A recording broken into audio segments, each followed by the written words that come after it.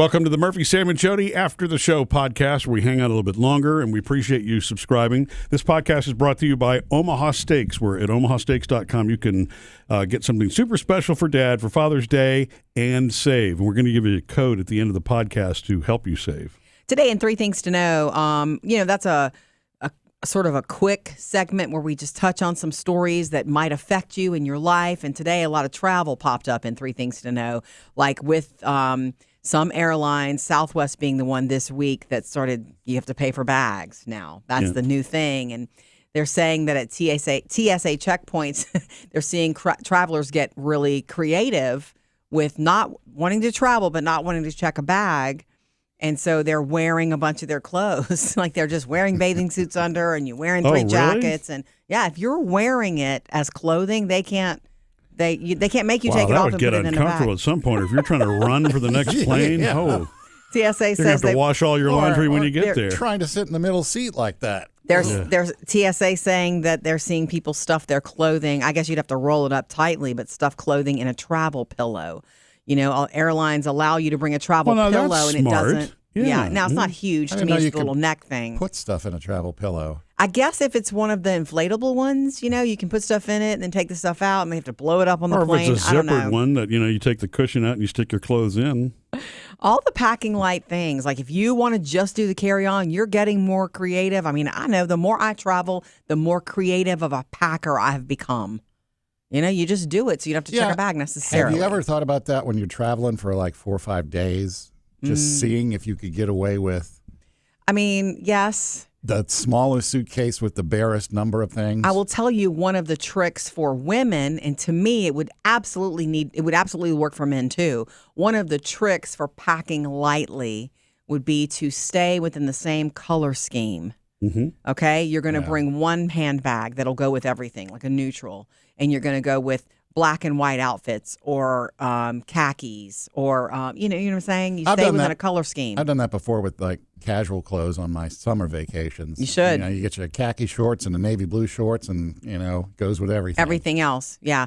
But for women, like stay within the color scheme. Like you're wearing black an awful lot, whether it's, by the pool or out to dinner. And you can literally use mix and match several pieces in many different ways. Mm-hmm. It's fun to play with that, and the internet's a perfect place to get ideas for it. Yeah. That's one thing that's happening with travel, with travelers just getting more creative. And they're watching you get on the planes because, they'll say, wait, we saw a lady try to get on a plane recently, and she had the fanny pack on.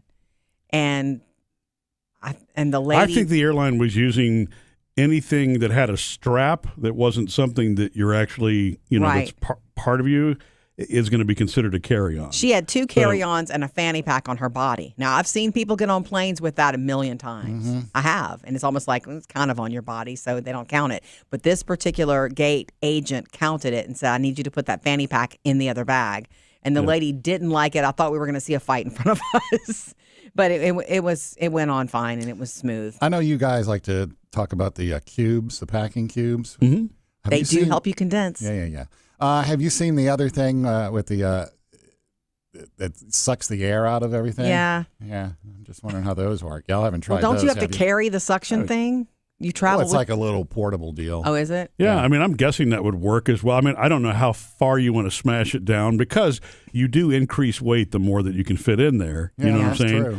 But that's why the packing cubes, when you do the second zipper and it compresses it, to me, that's probably compressed enough. I don't know that I need my shirts turned into a brick, completely for the rest of the trip. But I think all those are really good creative ideas because, look, at the end of the day, whether you're charged for luggage or not, you don't want to lug around a ton of stuff anyway. You know what I'm saying? Even and nobody really wants to weighted baggage claim, because it's a hit or miss kind of experience depending on if flights are delayed and how long you'll wait. And if you've already had a rough couple of, flights back to back, all of that can be fatiguing. So I'm all about trying to consolidate it, but what you travel with. If you need to travel with a big bag, just so be it. Make it part of your, don't say you're going to be somewhere at noon if you, land at 11:30 if you've checked a bag, because you're not. Yeah. Because you're not. Right. Moving on to the other airport news this week that we also dropped in 3 Things to Know, that many airports around the country, including Chicago, Vegas, Dallas and now Cincinnati, getting rid of the moving sidewalks.